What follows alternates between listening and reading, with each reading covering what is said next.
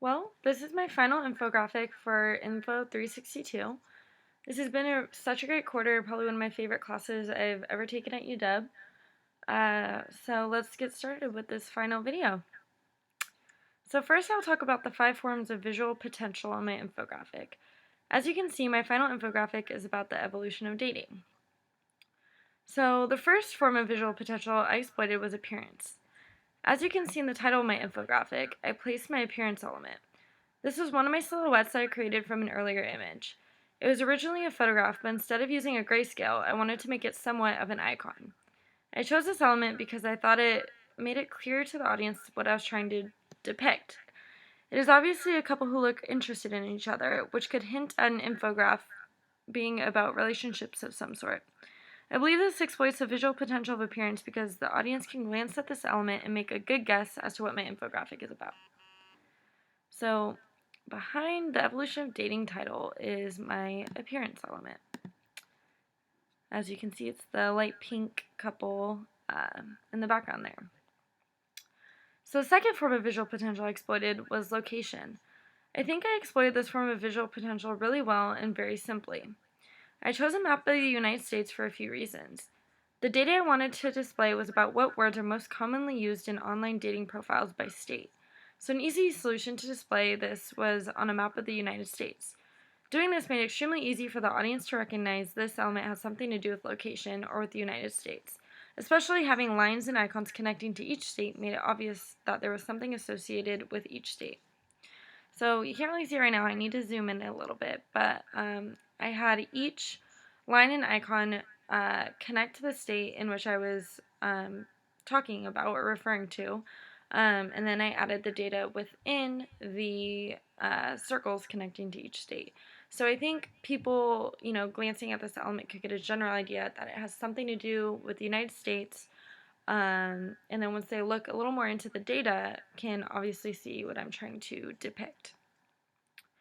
The next form of visual potential that I tried to exploit in my infographic was numbers. I somewhat struggled with this element because it was difficult to find data that was fitting with my topic. When I did find the data I wanted to display, which was what percentage of different age groups have asked someone out on a first date via text, I had to decide how to make it clear to understand. First, I emulated a bar graph because they are easily recognizable, but used heart icons to represent the amount of each icon, as you can see right here. I thought this exploited numbers well because it was easy to visually compare each category and be able to tell if one is more than the other by just glancing at the element. So as you can see here, this bar is obviously higher than this bar over here, which makes the user think and understand that this is more of whatever I'm talking about than this one. My hope was that by seeing the shape and style of a bar graph, as well as the use of heart icons, that the audience would be able to recognize that I'm showing some form of numerical data about love or relationships. Another form of visual potential that I tried to exploit was relationships, which is up here in this corner.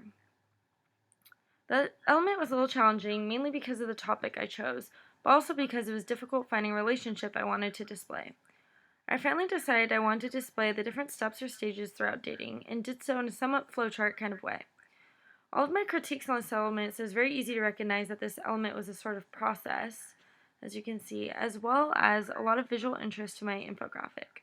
I tried to exploit the visual potential of relationships by adding decision points along the way, as you can see here, to show that each decision played a role in the outcome of the process. Therefore, with each step or decision, there's a relationship with the outcome. So you'd begin here and follow the path of the process and then make each choice, and each choice would determine whether or not you continue on to the next step of the relationship. So I thought it was a really good element of interactivity with the user, or with the audience, because they can look at it and make decisions for themselves, and learn that way of through this process. The last form of visual potential I exploited was time, which is this element over here. I knew I wanted to create a timeline of sorts, one because it would show interesting data, and two because it would be easily understood by the audience. I took a unique twist on a normal timeline and made mine in the shape of a heart to depict love and relationships like my topic, and also added an arrow to the end of it to help show the audience there was a start and an ending. So here's the start, and then here's the ending. At first I did not include an arrow, and the audience was confused as to how it was a timeline. But once I added the arrow and indication of start and finish, everyone could see how I exploited the visual potential of time.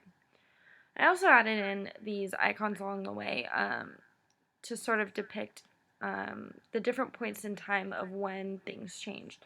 So these are basically the points along my timeline, including icons to explain a little bit about the topic without having to read my annotations about the timeline through dating. So you would read this timeline and then stop at each point and see that is when an important event or information took place. The next topic I'm going to cover are encodings. So for my time element in my infographic, a lot of my elements used various encodings to get information across to the users. Although it was not super apparent, I somewhat used position as an encoding for my time element, which are these elements here. The icons in times that are closest to the arrow suggest it is more recent in time, and the farther away the icons are from the arrow suggests it was a longer time ago. I possibly could have used location as an encoding in a different way if I had a different layout for the timeline, such as vertical or horizontal, but I liked how I chose to use this encoding in a timeline in the shape of a heart because it does represent relationships and dating. So this encoding, obviously, the heart shape was meant to show the audience that it's obviously an element about love or relationships. And then the arrow is also to show that it's somewhat of a continuous or ongoing timeline without them having to read too much into my element if they did not want to. So the next element I'm going to talk about encodings is my relationship element, which is this one in this corner. In my relationship element, I somewhat use color as an encoding. For example, what stands out the most is how I used a black rectangle to represent each step in the dating process. When the audience looks at this element, they can easily see that the black rectangles represent something important. I also use size as an encoding because the most important aspects of this element were each step in the process of dating. I used a rectangle much larger than any part of this element to emphasize its importance. So these compared to these are obviously a lot bigger. With the use of these two encodings, it was apparent which parts of the element should receive the most attention. Although I could have employed other encodings such as position, color, and size, were the most fitting for this type of element. So basically I could have used position as a different encoding, but I thought color and size were the best way to get these concepts across. In terms of my appearance element, which is this one again, there was no encoding really used. The color does not really represent anything besides for it to stand out against the title, and same with its position. It's centered because it looks best. I do not really see how I could have used another encoding for the appearance element since it is not displaying any data. It is just trying to give the audience a general idea as to what this infographic is about. So I would say overall I didn't tend to use any encoding for this element. For my numbers element, the main encoding I used is height. So I'll scroll down to here. Since I'm representing percentages, I used height as an encoding because it makes it very clear which data point is larger than another. So the higher the bar and filled in hearts, the larger the percentage. I could have used other encodings such as size or color, but I wanted to keep it visually consistent. With choosing height as an encoding, it was easy to emulate a bar graph, which was my goal for this numbers element. Using height kept it really simple, and emulating a bar graph made it easy for the audience to recognize that I was depicting some sort of numerical data. For my location element, not much encoding is used to signify anything extremely important. Color is somewhat used as an encoding to represent the data points. However, no one data point is more important than another. Position could somewhat be considered as an encoding in this element because it helps display how distance affects the data being shown. However, again, no one position is more important than another. For this element, it didn't really make sense to use any distinct encoding because it was not needed. So obviously, the distance from each other shows the location and shows, once you look at the data, how it differs from each other, but encoding doesn't make a huge difference in this element, that I would say. The color definitely makes it stand out. It makes it seem like a important element for a person to look at, but other than that, yeah, encodings weren't largely used in this element. So the next topic I'm going to cover is color. In terms of color, I think I emulated my color model very well. It seems as if my color harmony uses somewhat of a monochromatic color scheme, because it uses neutrals like beige and black, as well as multiple hues of different pinks. For highlighting, I often use a hot pink color to highlight areas in which I want attention to be drawn, such as my location and numbers element. It causes the audience to really focus on the data that is being displayed because I tried to emphasize those data points with the hot pink color. Like I mentioned earlier, I use black to encode important text points, such as in my relationship element, which is up here. As well as icons I wanted users to pay attention to, such as in my time element. So black is used here and here to make it seem important. Aside from those examples, no single color meant one thing in my infographic. I definitely use color to trigger associations in some examples in my infographic. I use pink hearts often, and because of the shape and color, it was supposed to emphasize the topic of my infographic, and that it has to do with love, dating, and relationships. Finally, I really think my color scheme set the tone. Initially, I used a teal blue and coral red as my main colors, and it kept setting the wrong tone, so I decided to change it. With my new color scheme, it gives off a somewhat feminine tone because of the pink, often used in infographics about dating. Because pink is a heavily used color in my infographic, I think it sets a playful tone that plays into relationships and dating. One thing I noticed is when I did change my color scheme in my color model, it definitely changed my entire infographic drastically. I couldn't get the thought out of my mind of my initial color model, which was the teal and red, that it looked somewhat aquatic or a little too masculine for the topic, which is somewhat of a generalization, but I wanted to, adding the different layers of pinks makes it a little more easy to assume what my topic is about. Something like dating and love, where pink is often a common color associated with that topic. So next topic I'm going to cover is font. The font style I decided to choose for my infographic was a body empty condensed light. Let's see if we can click on this a little bit here. So yeah, as you can see up here, that is the font I use throughout. I chose this font because I like the clean, condensed, and modern feel that the text had. However, I did stray a little bit from my text model. In the title of my text model, they emphasized one of the words by using a large cursive style font. To keep my infographic condensed, all caps font, to keep my infographic consistent, I did not include that element in my title. I stuck with using the same condensed all caps font that they used in their title and all throughout the infographic. For all of my titles, I used all caps, as you can see here and throughout. And for the smaller text and less important text elements, I used lowercase. In terms of labels, I used both identity and precision labels to help convey the data and information in my infographic. I used identity labels in my relationship element and location element, as you can see here and here. The identity labels in my relationship element were each step of the dating process, which were placed on each black rectangle. In my location element, I used identity labels to label each date, and in my numbers element, I used identity labels to label each group, as you can see down here. I used precision labels in my numbers element to label the percentages, such as up here. And I guess you could consider the values on my location element, which are the words, as well as precision labels. This text added context to my elements. In my infographic, I also use annotations, such as in my relationship and time element. This text added context to my elements and what I was trying to convey in them.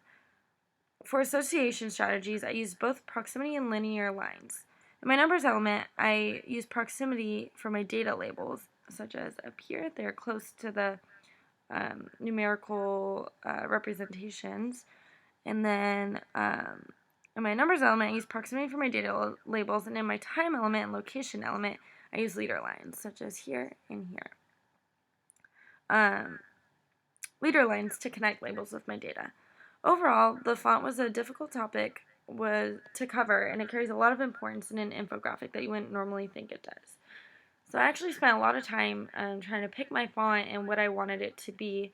I could have emulated my font model a little better with adding in those cursive elements, but because my visual language model is somewhat complicated, I didn't want to make it too much going on. So I decided to keep the font consistent while everything else was a little bit crazy and busy. but that was the way my visual language model was, so that's okay if it's a little crazy busy. So the next topic I'm going to talk about is visual hierarchy. My infographic is very interesting in terms of visual hierarchy. I would say that unless you look at each individual element, there is not much visual hierarchy. As a whole, it is balanced. I think this visual balance is achieved because the infographic is divided into 4 equal quadrants, and the elements are restricted to each quadrant. However, if you were to look at each quadrant individually, you can see that some visual hierarchy does exist. For example, in the numbers element, the phone and data inside the phone is the most pronounced element, and the text surrounding it is secondary and has less visual importance than the main element. I think because my topic is so complex, having a balanced visual hierarchy allows the user to peruse the infographic as they please, so they are not forced to look at one element before the other. Each element is so unique and conveys its own message that it does not necessarily matter where the user begins reading the infographic. So my goal was for a user to look at my infographic and basically go wherever their eyes led them. There's not one huge central element, that draws their attention, but in each quadrant there is definitely a central element. So the one in this top left would be the big heart. I would say the one in the top right would be the heart, which is the title and the starting point. In the bottom left, I would say it's the entire thing. It's pretty spread out and dispersed evenly. And then obviously in the bottom right is this main phone element showing my numerical data. So next topic I'm gonna cover is unity and variety. The next topic is unity and variety. One way I create unity in my infographic is repetition of circles. I use circles in every element I've created, so that way the use of the shape is consistent throughout. Another way I create unity is through the use of the shape of a heart, which again is used in every element in my infographic. I do this to consistently convey that my infographic is about love and relationships. Another way I created unity was through the use of color. I use hot pink for important elements, such as here, here, and up there.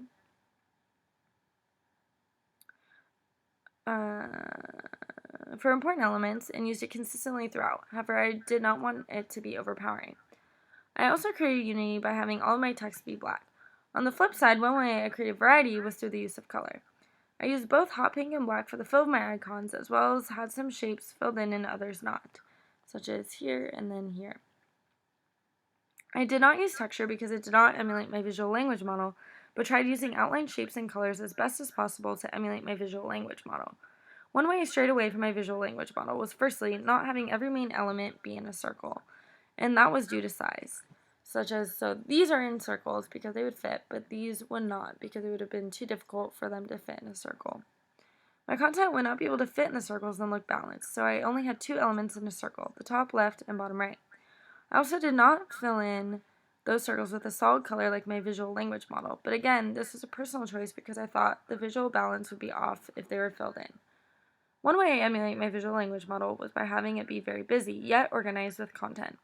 I filled in the empty spaces with content and always made sure the audience had something to look at.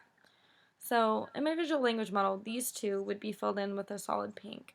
However, because these don't have any circles, I thought it would be a little offsetting and off-putting, and so I did just emulate the outlines. And then these, I did not have a circle surrounding them. But I think it looks better that way, and I definitely played around with it, but I think this was the most visually pleasing version of what I could have done. So the next topic I'm going to cover is layout. For the most part, I think my layout emulated my visual language model really well. I emulated it by dividing it up into 4 equal quadrants, as well as putting a lot of my content into circles, like my visual language model. However, 2 of my quadrants did not have a circle around the content because if it did, it would be way too cramped, and I'm referring to these 2 over here. I also emulated my layout model by putting the title in the middle and having a similar shape for the title. However, I put my appearance element there when my visual language model did not have that. So this in the background was originally not in my visual language model.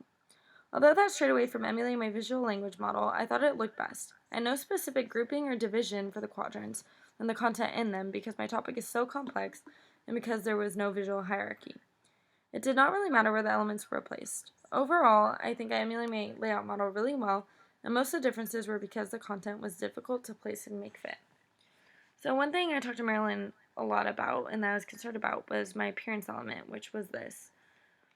I ended up placing it in my title element because I think one is in the title, which is where the eye mostly looks first. And second of all, it was an all-encompassing element, and so it didn't really belong in any quadrant. It wasn't specific to any one element that I was trying to show. So putting it there basically was a good summary of my infographic, and if someone looked there initially, they could get an idea along with the title as to what my infographic was about. So the next topic I'm going to cover is alignment, and this is the final topic. Because of the way my infographic is laid out, I did not have to use alignment too much to signify grouping. However, one place I did use alignment in my infographic was in my time element. Because I had a ton of annotations, which are these I'm referring to, I needed a way to group them to make the audience recognize which text annotation belonged to each data point, or each icon. I did this by aligning them all so they did not get clumped together and confuse the reader. So I aligned all of these to make sure you could tell which data point they belonged to. Another place where I used alignment was in my numbers element. The surrounding text inside of the circle is a grouping, so I right align and left align them, these ones, to show the reader that they are grouped together and relevant to each other. Overall, I made sure all of my elements were spaced and aligned accordingly to promote coherence and visual aesthetic, making sure my infographic is organized and tight. So, as you can see here, I made these two columns of text face each other and have opposite alignment to make it seem like it was surrounding this main element, and so that once you read this column, you would then go to this column. So hopefully that worked in the benefit of the reader to know to read both columns since they were both related to this main element. So overall, this was one of my favorite classes I've taken here at UW, and I learned a lot about Adobe Creative Studio that I really don't think I would have learned outside of taking this class. Thank you for the great class, Marilyn and Chris, and all of the hard work definitely made me proud of my final product. I will definitely be saving this and possibly using it as a portfolio piece. So thank you guys. Had a really great quarter, and you guys were really great.